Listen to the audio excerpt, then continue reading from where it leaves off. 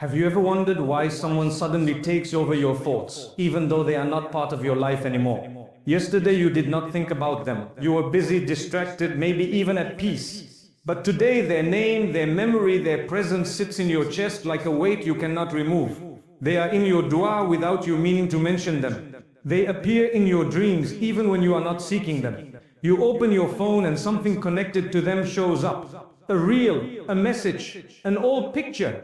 You try to push it away, but it lingers, it hurts, it confuses you. And deep down you whisper to yourself, is this love, is this regret, or is this a sign from Allah Almighty? The thought will not leave you alone and you are left standing between hope and fear, between desire and doubt.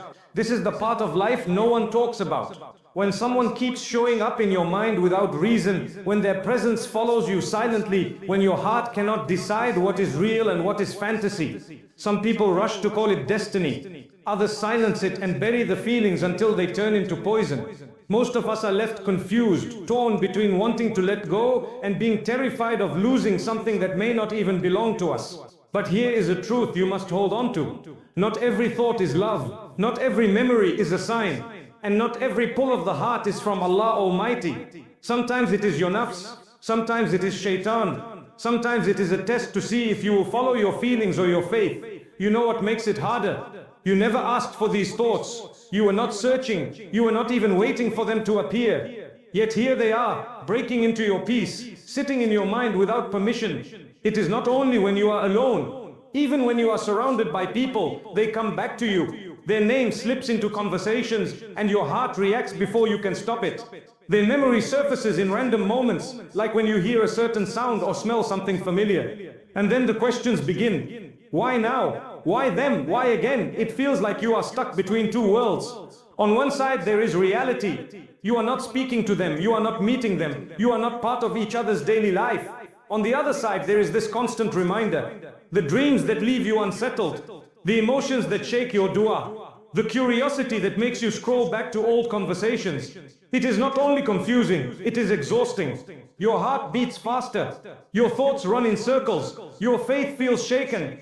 And you ask yourself quietly, did Allah put this in my heart for a reason? Or is this a trap I cannot escape? The most painful part is not even the memory of them. It is the uncertainty. You do not know whether to hold on or to let go. You do not know whether this is guidance or a punishment.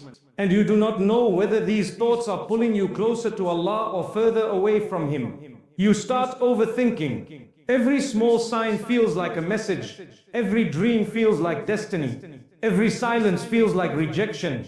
And your heart refuses to rest. Because deep down you want clarity, you want closure. You want to know whether this is love or an illusion. This is where so many people make mistakes. We either run after these thoughts and obsess until our faith weakens, or we try to bury them so deep that they turn into hidden wounds we carry for years. Both paths leave scars. One leaves us attached to a fantasy that may never be real. The other leaves us cold and bitter, unable to trust our emotions again. But what if there was a different path? A way to face these thoughts with wisdom instead of weakness. A way to distinguish between what is from Allah and what is from our own hunger. Because not every heart whisper is divine. Some are storms that pass, others are illusions that blind, and only a few are true signs of mercy. So before you rush to act, pause, ask yourself, if this person is truly meant for me, why are they only in my thoughts and not in my life? Why do they appear in my imagination but not in my reality? And most importantly, do these thoughts make me more connected to Allah or more distracted from Him? The answers to these questions may not come immediately, but they are the starting point of clarity, because without them you will keep walking in circles, mistaking emotions for signs and desires for destiny. And that is where the heart begins to lose its balance. One of the hardest parts of this struggle is trying to name what you are actually feeling. Is it love? Is it desire? Is it regret? Or is it something else entirely? We like to label everything quickly because labels give us a false sense of control. If I call it love, I can justify the emotions. If I call it destiny, I can give my heart permission to keep holding on. If I call it heartbreak, I can excuse the tears. But the truth is that sometimes it is none of these. Sometimes it is simply your heart refusing to let go of a memory, or your mind replaying what it never fully understood. The problem begins when you confuse the whispers of your nafs with the signs of Allah Almighty, because once you do, every feeling begins to look holy, even if it is leading you away from Him. Real love is not chaotic. Real love does not drain your energy or distance you from your Lord.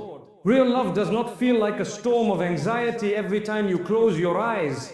Real love brings sakina, a calmness that allows you to breathe, even when life is not perfect.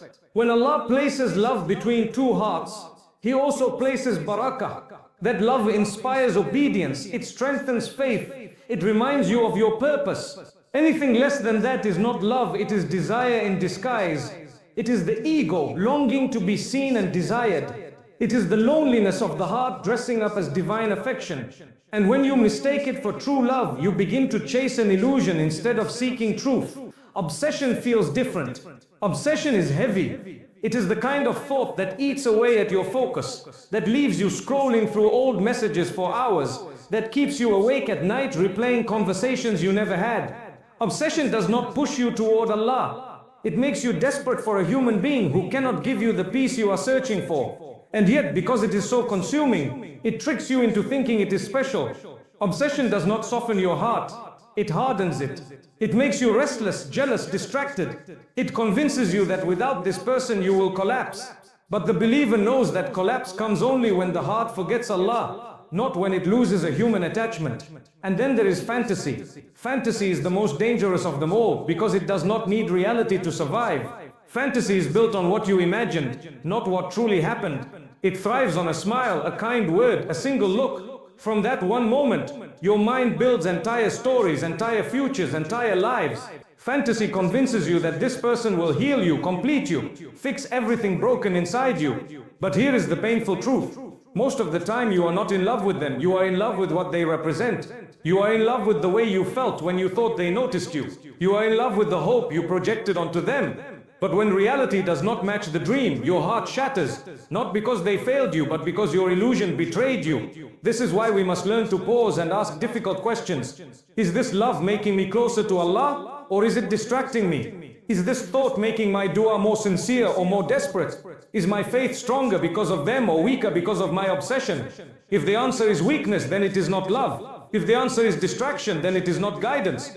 True love, true signs, true nearness to Allah never come at the cost of your iman. They elevate you, they protect you, they humble you. Anything else is a warning. And if you can learn to distinguish between love, obsession and fantasy, you will protect your heart from chasing shadows and instead turn it toward the one who never confuses, who never abandons, who never misleads. Fantasy feels harmless at first. You tell yourself it is just a thought. It is just one memory. It is just a passing daydream. But slowly it becomes something bigger. It takes root in your heart and begins to shape your decisions. You find yourself checking your phone when you know there will be nothing there. You find yourself staring at their name online, waiting for a message that will never come. You imagine what life would look like together, not based on reality, but based on the story you keep writing in your mind. And before you realize it, you are no longer in control of your thoughts.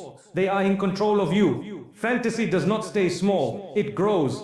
And with every passing day, it steals more of your energy, more of your focus, more of your peace. The Prophet Muhammad, peace and blessings be upon him, warned us about this. He said that the eyes commit adultery, and the adultery of the eyes is the lustful look. If the eyes can fall into sin by what they dwell on, then what about the heart that clings to illusions?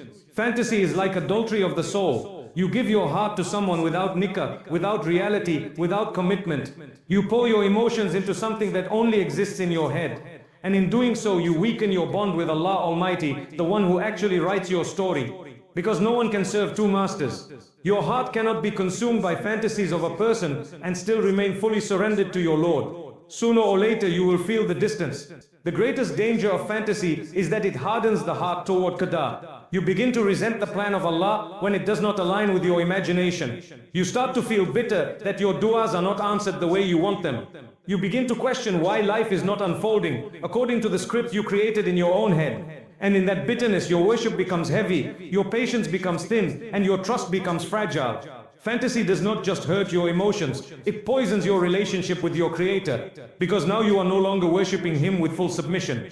You are negotiating, demanding, pleading for your illusion to come true. And that is where many believers fall, not because they openly rejected Allah, but because they replaced His wisdom with their imagination. The cycle is exhausting. You replay conversations like they were revelations. You analyze looks and gestures like they were divine signs. You stalk, you compare, you wait. But deep down you are not asking for clarity. You are asking for permission to hold on to something that Allah may already have closed. And the more you feed the fantasy, the weaker your faith becomes. This is why fantasy is a fitna. It looks innocent, but it quietly destroys your ability to see clearly. It convinces you that a person can give you what only Allah can give. And when you expect from people what only your Creator provides, you are bound to be disappointed. You will feel emptier, more restless, more broken, until you realize that peace is not found in illusions, but only in surrender. When you are drowning in thoughts of someone, the easiest mistake is to assume it must be a sign. Because how could something so strong, so persistent, not be divine? But the Quran teaches us a deeper truth. Allah Almighty says in Surah Al-Baqarah, but perhaps you hate a thing and it is good for you, and perhaps you love a thing and it is bad for you, and Allah knows while you know not. This is a verse that cuts through illusions. It reminds us that feelings are not always proof of destiny. The heart can be loud, but the heart is not always wise. Sometimes what feels irresistible is only a reflection of our weakness. Sometimes what feels unbearable to lose is exactly what would destroy us if we gained it. Only Allah sees the full picture. The Prophet Muhammad, peace and blessings be upon him, told us that the heart of the son of Adam turns more than a pot of boiling water. Imagine that image. A pot bubbling, shaking, never still. That is your heart. Always turning, always changing, never certain. How can you base your life on something so unstable? How can you call every thought a sign when your heart flips with every breeze? This is why Allah does not ask you to follow every feeling. He asks you to follow revelation. Revelation does not change. Revelation does not confuse. Revelation does not trick you. It stays firm even when your heart trembles. So if your thoughts are leading you away from obedience, they are not from Allah. If your feelings are distracting you from prayer, they are not guidance. They are whispers you must guard against. Not every test feels heavy. Some tests come disguised as attraction, as curiosity, as longing. Allah may allow someone to occupy your mind, not to bring them into your life, but to reveal what is inside your soul. He tests to expose your attachments. He tests to show you who you trust more, your emotions or your Lord. The danger is when you confuse the test with a blessing. Instead of humbling yourself, you chase the feeling. Instead of asking for protection, you beg for the fantasy to come true. But Allah loves you too much to let you succeed in destroying yourself. That is why some doors remain closed no matter how hard you knock. That is why some names keep appearing in your mind, but never in your reality. Because Allah is protecting you even while you feel rejected. The spiritual truth is simple. What pulls you closer to Allah is from Him. What pulls you away is from your nafs or from shaitan. If the thought of them makes you more grateful, more obedient, more patient, then it may carry wisdom. But if the thought of them makes you restless, careless, or distant from worship, then it is a trap. Allah does not confuse His servants. He does not send guidance that darkens your heart. He does not plant love that destroys your faith. So ask yourself honestly, are these thoughts a reminder to trust Allah or an excuse to chase what He has not written? The answer is already within you. You feel it in your iman. You see it in your prayers. That is where clarity begins. So often we convince ourselves that the pain we feel is because we lost them. We think it is their absence that hurts us, their silence that breaks us, their distance that leaves us restless. But the reality is different. What you are grieving is not always the person.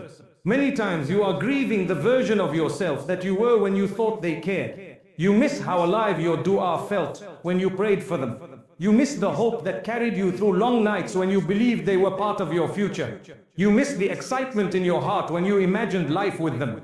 That is what lingers, not them, the feeling, the version of you that believed love was near. This is why the heart holds on even when reality has already moved on. You are not clinging to their face or their presence. You are clinging to how they made you feel, seen, desired, understood. Or maybe you are clinging to what you projected onto them. The idea of who you thought they were, not who they actually are. And when that idea collapses, you feel like you lost everything.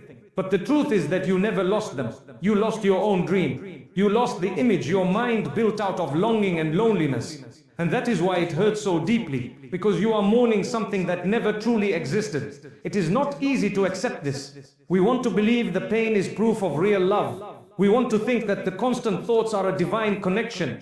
Because if it is only our imagination, then all those nights, all those du'as, all those tears feel wasted. But nothing is wasted with Allah. Not a single tear, not a single prayer. Even if that person was not written for you, the sincerity you showed, the hope you carried, the patience you tried to hold on to, all of it is recorded, all of it is seen, and all of it will return to you as reward. So do not think your pain was pointless. It may not have brought you to them, but it can still bring you closer to Allah. So pause and reflect. When you think of them, what are you truly missing? Is it the person or the peace you thought they would bring? Is it the relationship or the version of yourself that was still dreaming? If it is the second, then know this: you are not broken because they left. You are broken because you attached your hope to them instead of attaching it fully to Allah. And the beautiful thing about hope is that it can be redirected. You can still feel alive in your dua. You can still feel peace in your heart. You can still find meaning in your nights. But this time you will not be relying on someone who was never yours. You will be relying on the one who has always been yours. This is where the real test comes. Tawakkul is not about saying you trust Allah with your tongue. Tawakkul is proven in the moments when your heart is screaming for something that He has not given. When your mind cannot stop thinking about them, but your faith tells you to surrender. This is the battlefield of the believer. Do you let your emotions dictate your decisions, or do you anchor yourself in the knowledge that Allah's wisdom is greater than your desire? Tawakkul means stepping back when your heart wants to run forward. It means accepting silence when your soul is begging for answers. It means holding on to the truth that Allah never withholds except to protect. Ask yourself honestly, if Allah truly wanted them in your life, why are they only in your thoughts but not in your reality? Why are you holding on to dreams instead of being granted clarity? Why do the doors remain closed no matter how much you push? Sometimes we mistake stubbornness for faith. We think holding on longer means we are proving our sincerity. But faith is not proven by how tightly you grip a fantasy. Faith is proven by how quickly you let go. When Allah shows you it is not for you. Tawakkul is not forcing outcomes. It is trusting outcomes. It is surrendering control to the one who already knows the ending. The nafs is clever. It can dress up desire to look like destiny. You might tell yourself that your attachment is tawakkul. You convince yourself that waiting for them endlessly is a sign of faith. But if the waiting is pulling you away from prayer, if the waiting is making you restless, if the waiting is filling your heart with anger and doubt, then it is not tawakkul, it is attachment. True trust never distances you from Allah. It strengthens you, it calms you, it fills you with the patience to wait without desperation and the courage to walk away without regret. Tawakkul means saying, my Lord knows best even when my heart does not understand. What pulls you closer to Allah is from Him. What pulls you away is from your nafs or from shaitan. This is the standard. If your constant thoughts are making you more obedient, then they may carry wisdom. If they are making you careless, then they are a test. Do not rewrite tawakkul to justify your desires. Do not call it destiny when it is really desperation. Allah does not confuse His servants. He gives signs that bring clarity, not chaos. He plants love that brings you closer to Him, not further away. So if you find yourself torn, restless and disconnected, take it as a warning. Your heart is attaching where it should not. And the cure is not to hold tighter, but to let go and trust. That is the essence of tawakkul. Letting go feels like the hardest step. Your heart convinces you that if you release them, you will never feel whole again. You hold on to the thought as if it is your last lifeline. But what you do not see is that the very act of holding on is what is breaking you. Healing does not begin when they return. Healing begins when you accept that you do not need them to return.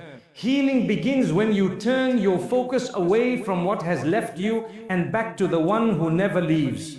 Allah does not ask you to destroy your heart to prove your faith. He asks you to redirect it, to pour it back into His remembrance, to let His light fill the spaces you thought only a person could reach. When Allah closes a door, He does not do it out of cruelty. He does it out of protection. That silence you hate may be mercy. That distance you resent may be His shield guarding you from harm. You think you need closure from them, but true closure comes only from Allah. Because people can leave you without explanation. They can disappear without goodbye. They can move on without looking back. But Allah never leaves you without reason. He never writes pain into your life without purpose. Every heartbreak carries wisdom. Every unanswered prayer carries protection. And every delay carries a lesson. If you keep your eyes on the closed door, you will never see the window of mercy that Allah has already opened for you. This is why healing is not about forgetting them. It is about remembering yourself. It is about remembering that you were whole before they entered your life, and you will be whole after they leave. It is about remembering that your worth does not depend on their attention. It depends on your connection to Allah. Letting go does not mean erasing memories. It means releasing control. It means saying, Ya Allah, I trust that what you take away is not meant for me, and what you keep for me will never pass me by. That is when peace enters. That is when the weight begins to lift. That is when the thoughts lose their power, because your heart is no longer chained to a person. It is freed in surrender to the one who owns all hearts. Clarity does not come only by waiting. It comes when you take deliberate steps to align your heart with Allah. The first step is dua, but not vague dua. Be specific. Say, Ya Allah, if this person is good for my deen, my heart and my akhirah, then bring them closer in a way that brings me closer to you. And if they are not, then remove them gently and heal the part of me that still wants them. This prayer is powerful because it is honest. It acknowledges both your desire and your surrender. It tells Allah that you are willing to let go if letting go is better.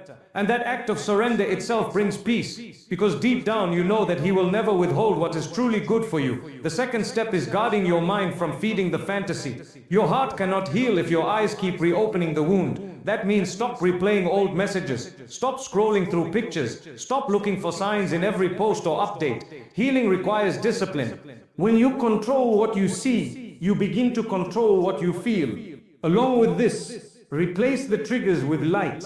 Open the Quran, fill your ears with dhikr. Spend time with people who remind you of Allah. The heart is like soil. Whatever you water will grow. If you water memories, obsession will grow. If you water faith, tranquility will grow. The choice is always in your hands. The third step is practical reflection. Write your thoughts. Journal the emotions that keep circling in your head. Ask yourself what you are really craving. Is it the person, or is it the feeling of being wanted, loved, noticed? Most times you will realize that it is not them, it is what you felt with them. And that is something Allah can restore without them. He can place people in your life who bring that same warmth, but without the pain. He can give you friendships, family bonds, even strangers who remind you of your worth. But you must clear the space first. You cannot keep holding on to a fantasy and expect Allah to replace it with reality. Take the step, write it out, pray it out, live it out, and trust that Allah will guide your heart to clarity. My dear brothers and sisters, remember this. You are not weak because someone stays in your mind. You are not broken because your heart cannot let go overnight. You are simply human. And being human means feeling deeply, sometimes more deeply than you can explain. But your strength will be shown in how you respond. Do you let the thoughts consume you, or do you use them as a reminder to turn back to Allah? This is where your faith is tested. Not in the absence of pain, but in the way you handle the pain. You cannot always choose what enters your heart, but you can choose where your heart finally rests. And there is no safer place than with the one who created it. So take this moment as your turning point. Do not wait for a perfect time to start healing. Do not wait for a sign written in the clouds. The sign is already in your chest. The heaviness you feel is proof enough that something needs to change. Let today be the day you say, Ya Allah, I am tired of holding what is not mine. I surrender to you. I trust your plan even when I do not understand it. That surrender is not weakness. That surrender is the beginning of peace. Because when you finally let go of what weighs you down, your heart becomes light enough to rise.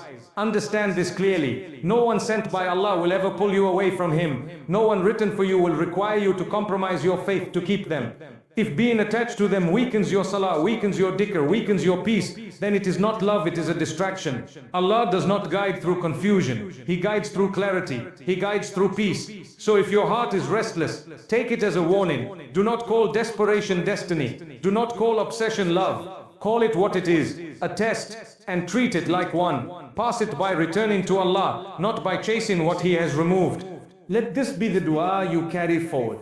Ya Allah, if this person is written for me, bring them into my life in a way that brings me closer to you. And if they are not, remove them gently and replace them with something better. Heal my heart, strengthen my iman, and never let me attach to what distances me from you. That is how you reclaim your peace. That is how you free yourself from the endless cycle of thoughts. And that is how you begin to walk forward with strength.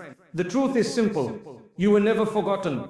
You were never abandoned. Allah has always been near. He is closer than your jugular vein. He hears the whispers you cannot even say aloud. He knows the tears you hide in the darkness. And He will never leave you empty if you turn back to Him with sincerity. This is your moment. Do not delay. Return to Him now, and you will find a peace greater than anything this world could ever give.